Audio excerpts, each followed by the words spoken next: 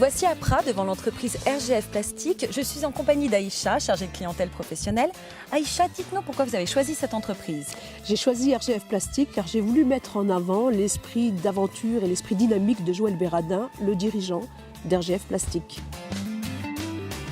Joël, racontez-nous un peu l'histoire de votre entreprise. Alors, l'histoire d'RGF Plastique a démarré le 1er avril 1998 dans une cave à Saint-Claude avec 3 presses à injecter. L'idée de départ était de faire des essais d'outillage pour l'injection pour les mécaniciens moulistes de la vallée, Plastique Vallée. Et ça a été vraiment le début de l'histoire d'RGF Plastique. Il y avait combien de salariés à l'époque? J'étais tout seul dans ma cave et je travaillais comme un fou, une vingtaine d'heures par jour pour arriver à satisfaire les demandes. Et aujourd'hui? Aujourd'hui, nous sommes 60 personnes sur 2 sites de production. Quelle est votre activité alors? Notre activité est la transformation des matières plastiques par injection. Donc ici, nous avons des exemples de types de produits que vous fabriquez ici. Donc au départ, nous fabriquions de la petite pièce avec des pièces de surmoulage, donc des pièces de quelques dixièmes de grammes.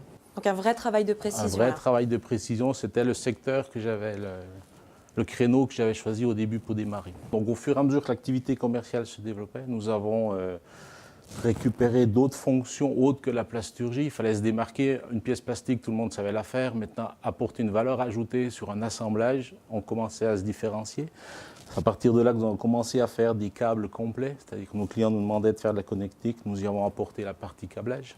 J'ai la clé du savoir-faire de Joël. L'évolution de l'entreprise a été d'aller de la petite taille à la grosse taille, de façon à couvrir 90% du marché national et européen de pièces plastiques. Donc si vous deviez définir vos secteurs d'activité? Je dirais, nous avons tous les secteurs d'activité, mais nous essayons d'aller sur les secteurs innovants tels que le photovoltaïque, batterie lithium-ion pour les véhicules hybrides, l'eau, l'environnement. Ce sont, à mon avis, 3 secteurs qui vont se développer très très fortement. Vers le développement durable. Voilà. Donc on vient de voir différents types de produits qui vont dans cette lignée d'innovation technologique. Ça, c'est l'un de vos projets futurs, toujours dans cette même lignée. Est-ce que vous pourriez nous en parler un petit peu? Alors, toujours dans un souci de développement et d'aller vers l'innovation technologique, nous avons rencontré un client il y a 4 ans qui avait un projet particulier sur un présentoir à épices. Particularité chez tous les consommateurs, les épices sont souvent très mal rangées, on en consomme peu parce qu'on ne trouve pas la bonne. Au bout de 4 ans d'études et de développement, nous sommes arrivés à l'aboutissement de ce produit qui est un présentoir à épices électrique qui sera fixé dans vos cuisines. Et le but est de faire tenir 20 flacons d'épices que vous faites défiler sur la gauche ou sur la droite et vous prenez l'épice que vous avez besoin. La particularité de ce produit est d'être complètement assemblé en automatique et livré chez le consommateur. Vous allez passer votre commande sur Internet, la commande arrive sur nos lignes, le colis est étiqueté à votre nom et expédié directement chez vous, il n'y a plus d'intermédiaire.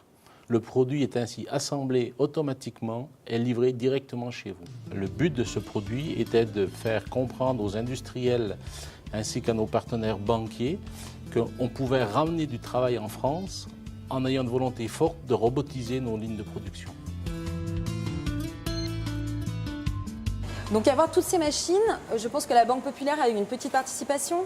La Banque Populaire a porté un vrai rôle de partenariat et a compris notre besoin d'innover en fait par rapport à l'économie nationale et nous a suivis sur l'ensemble de ce projet.